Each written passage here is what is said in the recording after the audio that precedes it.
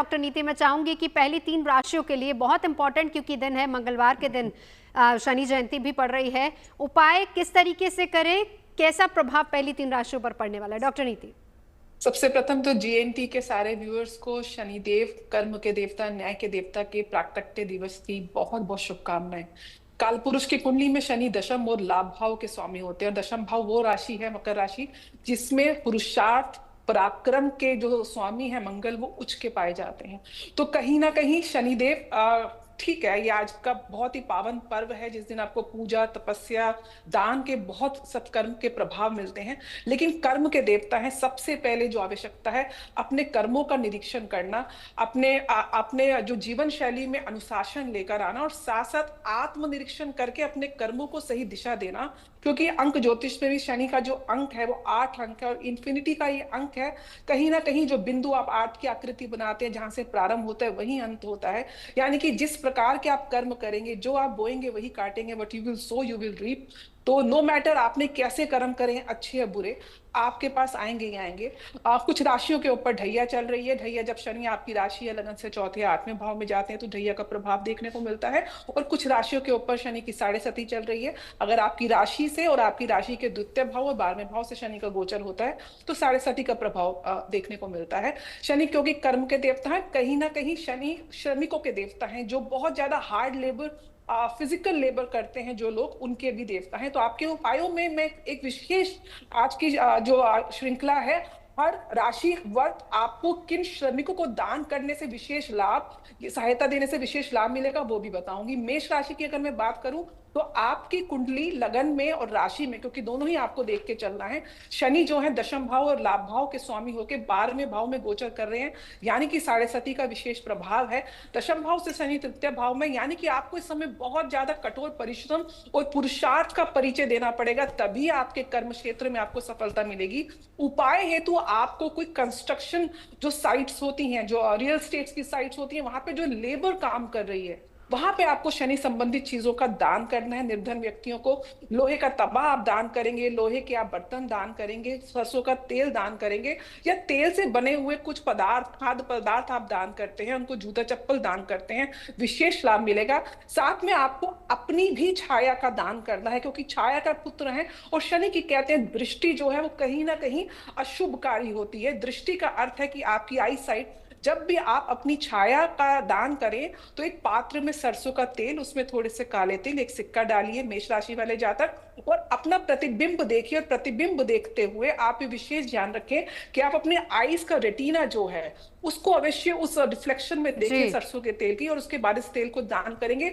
आपके 7.5 में भी आपको रिलीफ मिलेगा। लेकिन बार बार बोल रही हूँ, सबसे ज्यादा जरूरी है अपने कर्मों का आत्मनिरीक्षण करना और उसके प्रति सजग होना। वृषभ राशि की बात करूं तो आपकी कुंडली में तो शनि जो है योग कारक ग्रह बन जाते हैं, और इस समय शनि मीन राशि में गोचर कर रहे हैं, उसके स्वामी वहां से गुरु केंद्र में है। शनि आप ही की राशि के स्वामी शुक्र के साथ द्वितीय बना के लाभ भाव में है, और आपकी राशि में खुद चंद्रमा उच्च के चल रहे हैं, कृतिका फिर रोहिणी नक्षत्र में बुध आदित्य योग बना हुआ है। अत्यंत शुभ है वृषभ राशि वालों के लिए। कहीं ना कहीं भाग्य का साथ है, कर्म का साथ है, आपकी यश मान कीर्ति में आपको विजय प्राप्त होने वाली है। वृषभ राशि कहीं ना कहीं ब्यूटी से रिलेटेड है, कहीं ना कहीं महिलाओं से रिलेटेड है। तो ऐसा व्यवसाय जहां पे महिलाएं जो हैं वो काम करती हैं, ऐसा व्यवसाय जो टेक्सटाइल इंडस्ट्रीज है, ये ब्यूटी की इंडस्ट्री है, या ज्वेलरी की इंडस्ट्रीज पर जो वहां पे कर्मचारी हैं, उनको आप दान पुण्य करें, आपके लिए बहुत लाभकारी रहेगा।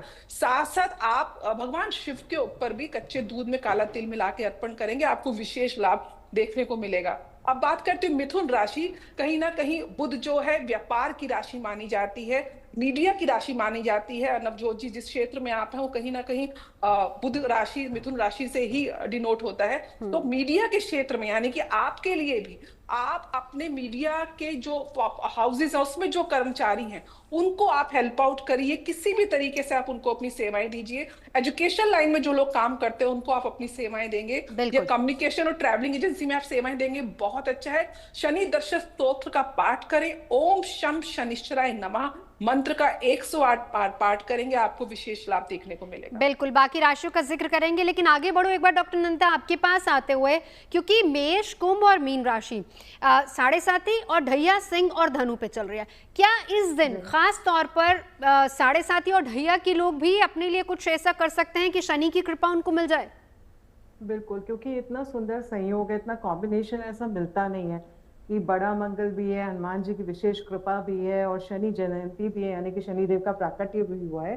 तो ऐसे सुंदर संयोग को, और स्पेशली अगर आप शनि से पीड़ित है, यानी कि आपकी ढैया चल रही है या आपकी साढ़े साथी चल रही है, जैसे कि मेष है, कुंभ राशि है, मीन राशि वालों की साढ़े साथी है और सिंह और धनु राशि वालों की ढैया चल रही है शनि की।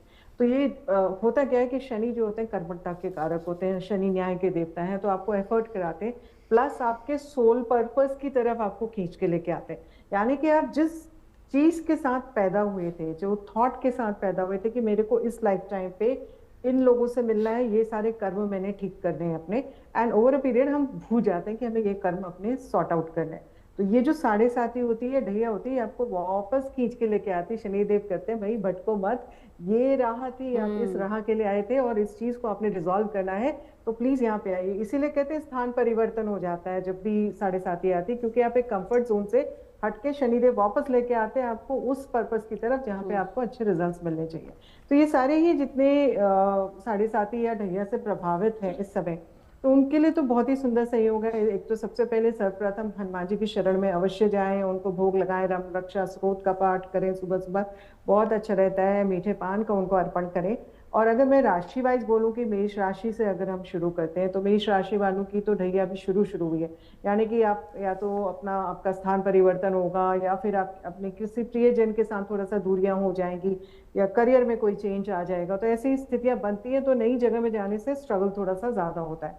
आपको क्या करना है, आपने एक तो बहुत ही एथिकली करेक्ट रहना है, बिल्कुल कोई भी मैनिपुलेशन किसी भी प्रकार की नहीं करनी है। तो सबसे पहले आपको अपनी पर्सनालिटी में ये चेंज लेके आना है। दूसरा आपने क्या करना है, आपने हनुमान जी की पूजा करनी है, और हनुमान जी की विधिवत आप पूजा करेंगे, सुंदरकांड का संध्या के वक्त में पाठ करें, बहुत अच्छा रहेगा। और पूरे राम परिवार के साथ जब आप पाठ करेंगे ना, तो आपको इतनी उत्तम स्थितियां मिलेंगी। और शमी के पेड़ के नीचे आप अगर मिट्टी के तेल का दिया या फिर आप आटे के तेल का दिया जलाएं, बहुत अच्छा रहेगा। और कृष्ण मंदिर में जा करके आप एक मोर पंखी जरूर वहां पे दान दे दें। तो वो आप जो करेंगे, इस तरह की चीजें करने से आपको बहुत बहुत रिजल्ट्स बहुत अच्छे और पॉजिटिव आने शुरू हो जाते हैं। और हनुमान मंदिर में जाके जो लोग होते हैं, बच्चे होते हैं, गरीब होते हैं, उन सबको खाना खिलाना भी मेष राशि वालों के लिए बहुत अच्छा रहेगा।